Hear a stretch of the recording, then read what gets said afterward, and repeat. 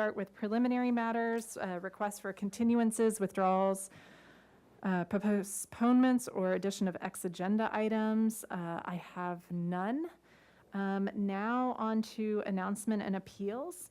So I do have an announcement for 116 Santa Cruz Boulevard. So this is let me go ahead and read the project description. So this is an approval decision on a coastal development permit to allow the proposed development in the non-appealable jurisdiction of the city's coastal zone. The project consists of a proposal to construct a new 486 square foot accessory dwelling unit over the existing 2-car garage with a 45 square foot stair landing and a 38-foot balcony extension to connect the main house. The 9,415 square foot corner lot has a coastal land use plan designation of low density residential and a zone E3 SD3.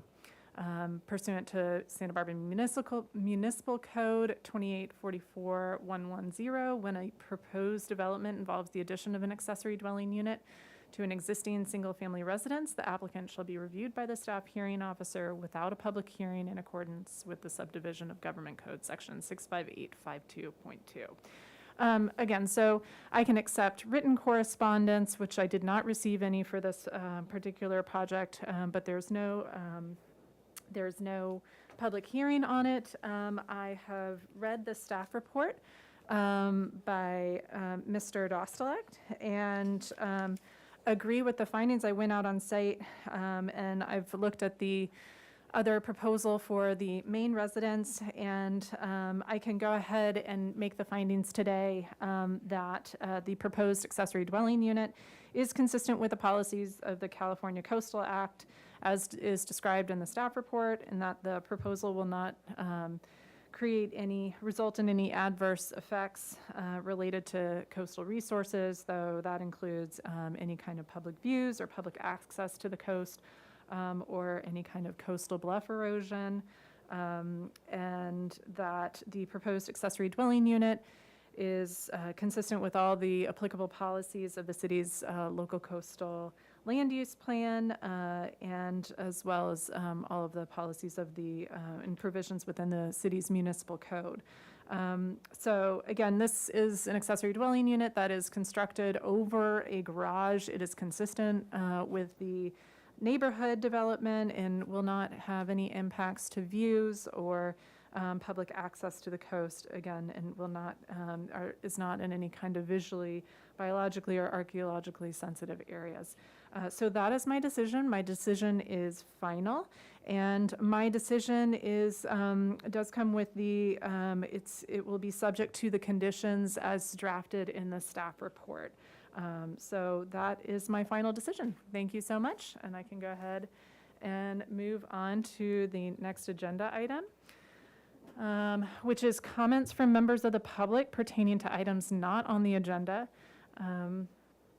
And people will be limited to 2 minutes, so I'm going to ask, I'll open up public comment. Ms. Gu, do we have any members of the public who are attending remotely who wish to speak? No, we don't have any public comment on this for general. Okay, and I did not receive any written correspondence either, so I'm going to go ahead and close public comment, and then we can go to our first item project, which is 1721 Olive Street. This is a 5,500 square foot lot, and it's developed with a 2,439 square foot, 2-story single unit residence with an attached carport. The proposed project involves permitting the existing unpermitted 130 square foot kitchen addition on the south side of the house. The addition is set back approximately 3.5 feet from the property line rather than the required 6 feet. The discretionary application under the jurisdiction of the staff hearing officer required for this project is an interior setback modification to permit the addition within the required setback. Let's see, oops. And we have Mr. Bauman here, who is our staff representative, and I would like to invite Mr. Iwanika. I said it right? Okay, Iwanika, if you'd like to come up, and we'll have staff do their presentation first, and then I'll pass it off to you. And then Ms. Gu, if you wouldn't mind changing to the plans. All right. Thank you, Ms. Kukunda. I'm Tony Bauman, Associate Planner assigned to this project. And as you just read in the project description, I'll just show the photos. This is the street view. It's that house in the center behind the hedge. It's an existing house, and design review is not required. It's a one-story house, not in any design district. And if we get behind the hedge, we can see the subject that we're talking about. So this is behind the hedge. It's the house on the right. The fence is property line. And we referred to the addition being constructed circa 1980s.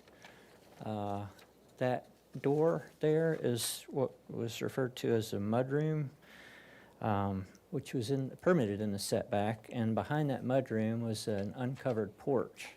And back in the 80s, whenever without permits, that porch got enclosed into an addition to their kitchen.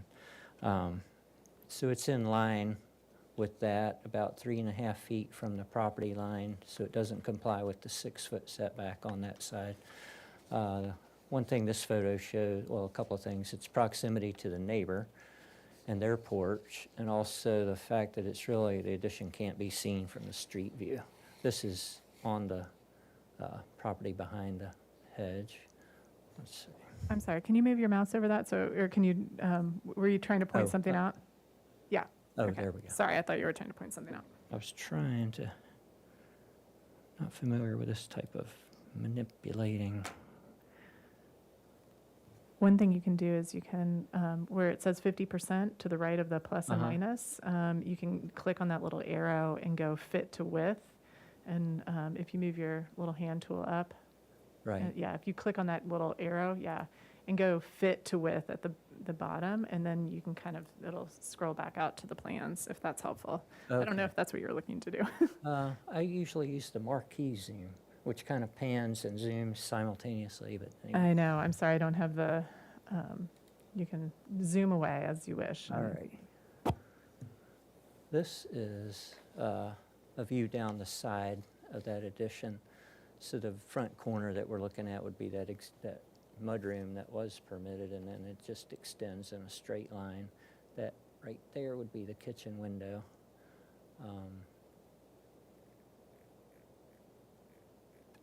This picture here is the backyard looking opposite direction, so this is also the kitchen window at the back of the addition. So it really blends in very well with the existing house. It looks like it belongs there. The house is, one thing I wanted to point out for your consideration was the house is 120% of the maximum guideline FAR, and it's a guideline not because it's a big lot, but just because it's R2 zoning. So it is a big house already, and this addition will be adding to it. The house is also encroaching into north and south interior setbacks already with permits. So it's a pretty big house for the lot. Just want you to understand that. But given that, and given how long it's been there, and it blends in very nicely, the fact that it's an enclosed kitchen, staff didn't feel like it imposed on the neighboring property in terms of privacy. It's the window that looks at that porch is the window above the kitchen sink, kitchen counter. So we thought it could be permitted as an appropriate improvement. I don't think I need to go through project data, but I guess just to summarize, staff felt that the findings could be found that it's a necessary modification to permit an appropriate improvement. It's been there a long time. Doesn't noticeably change the appearance of the house or the streetscape. It's in line with the existing non-conforming house, and we don't think it poses negative impacts on the neighbor. So I think that concludes what I had to say, unless you have questions. Thank you, Mr. Bowden. I appreciate it, and we can pass it off to Mr. Iwanika. And if there's anything that you wish to add or supplement or take me through the plans and anything, I leave it to you.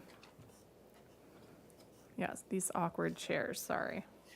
Yeah, so this is Clint Iwanika. I'm the architect representing the owner of the property.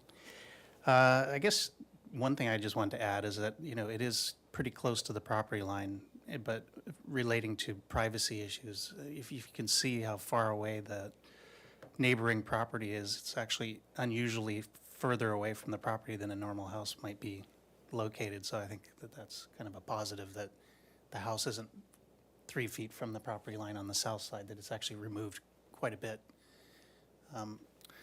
And then just to appeal to why my client wanted to keep this, the amount of work that would be required to demolish the section that's non-complying could potentially open up a lot of architectural waterproofing issues and trying to mesh the new construction back to the old way. And I feel like it was going to potentially cause a lot of issues with trying to go backwards, trying to get the house back as it was. So, and also the house was very small inside with the original plan. I think this kitchen addition actually improved the flow of the house, which was something that interested the owner to buy the house. So to him, not having that was going to be a real negative. So we wanted to move forward and get things correct, permitted. I wanted to address one issue that Tony had brought up, and that was the California Building Code requires 1 hour construction if you're 5 feet or less to a property line, but there is an exception in the code, and I did bring that section. It's Volume 1, Table 602, Exception I. If a home is installed with fire sprinklers, a residential R3 is allowed to actually be 3 feet to the property line without being 1 hour construction. So we're over 3 feet, so we're good in that respect, that there's no 1 hour construction requirements for that. So we're good to go as is. And we do like to keep things as they are, because as Tony mentioned, I think it fits in well with the home's architecture, and you can't even really see it from the street anyway. So that's really all I have to add. All right, thank you. Okay, so now I'm going to open it up to public comment. And one moment. If we have anybody attending by Zoom, we have instructions for how to raise your hand. I did not receive any written correspondence on this particular item. Ms. Gu, do we have anyone who wishes to speak? No, we didn't receive any public comment slips today, and we didn't receive anything via email or written. And no raised hands, I'm guessing. No, for- I Okay. haven't received All right, any. I'm going to go ahead and close public comment. And then if we could go back to the plans, Ms. Gu, on the big screen. So thank you so much for answering the building question. So I was able to go out to the site and read the staff report, of course, and I understand that this project did not trigger design review in any way. I think what really speaks to me in looking at all of our codes and kind of, I think the first thing I saw when I read this was like, ooh, wow, that's close. That's generally a little bit tighter, and it's something that if this were to be constructed new, that would probably not be allowed necessarily, but it was interesting that this was permitted as a porch prior to that. So by actually enclosing the area, it actually reduces the amount of privacy impacts and noise impacts, and that's the kind of nuisance issues that I'm often looking at when looking at interior setback modification requests.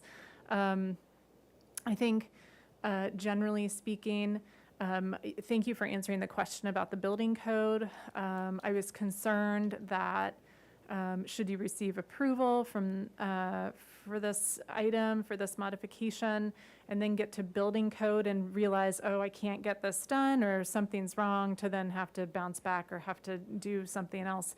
I just wanted to make sure it was really that we had done our due diligence to understand if there were any fire or building code implications for being so close, because I am not a building code expert. I'm a planner. So that's helpful to understand that. I do think that also the fact that there's really no historic evidence of having complaints on this site, because oftentimes if there is, if there's some kind of element, we have a long record of enforcement history or complaints, which was not the case for this particular property.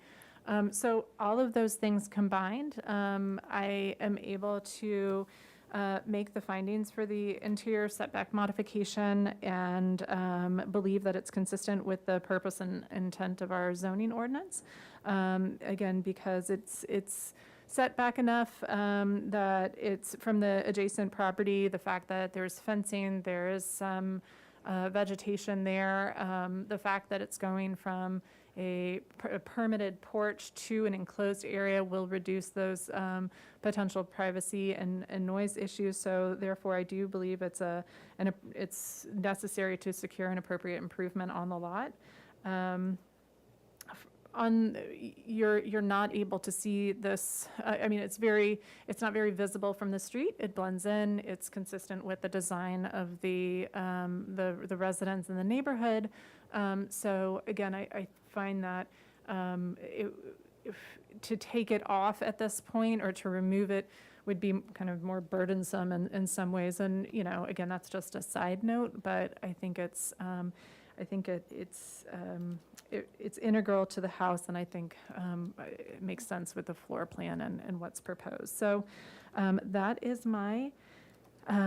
that's my decision. I want to just share that my action is appealable.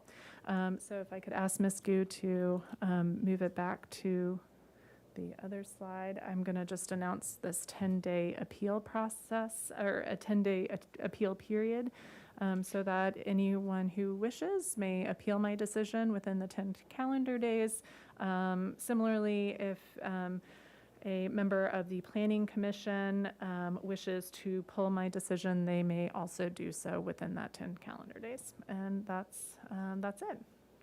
Thank you so much. And I'm going to go ahead and adjourn the meeting for May 4th, 2022, and hope everybody has a good day. Thank you.